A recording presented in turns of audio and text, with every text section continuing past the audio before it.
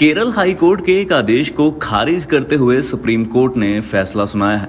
बिना शादी किए लंबे समय तक एक साथ रहने वाले जोड़े के नाजायज बच्चों को भी पारिवारिक संपत्ति का हिस्सा मिल सकता है।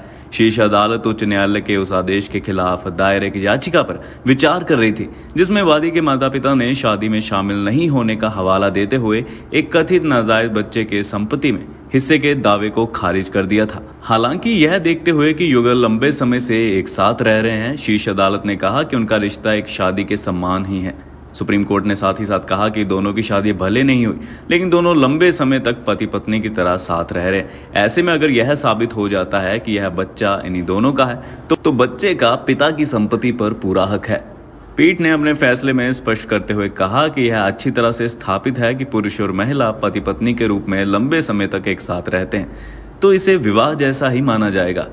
बेंच ने साफ किया है कि इस तरह का अनुमान साक्ष्य अधिनियम की धारा 114 के तहत लगाया जा सकता है। शीर्ष अदालत ने अपने आदेश में कहा है कि यह अच्छी तरह से तय है कि अगर एक पुरुष और एक महिला पति और पत्नी के रूप में लंबे समय तक रहते हैं, तो विवाह के पक्ष में एक अनुमान होगा।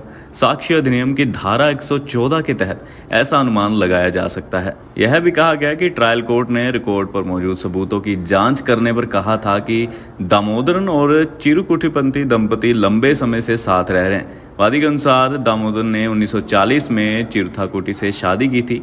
हालांकि उनके विवाह का कोई प्रत्यक्ष प्रमाण नहीं है। प्रथम वादी कृष्ण का जन्म साल 1942 में हुआ था। जस्टिस एस अब्दुल नजीर और जस्टिस विक्रम नाथ की पीठ द्वारा पारित आदेश में कहा गया कि पक्षकारों के बीच विवाद पैदा होने से बहुत पहले वादी द्वारा पेश किए गए दस्तावेज अस्तित्व में थे। सबूत के साथ ये दस्तावेज दामोदरन और चिरकुथी के बीच पति और पत्नी के रूप में लंबे समय तक साथ रहने की अवधि को दर्शाते हैं। अदालत ने पहले के आदेश में भी जिक्र किया था, जिसमें कहा गया था कि कानून वैधता के पक्ष में रहता है।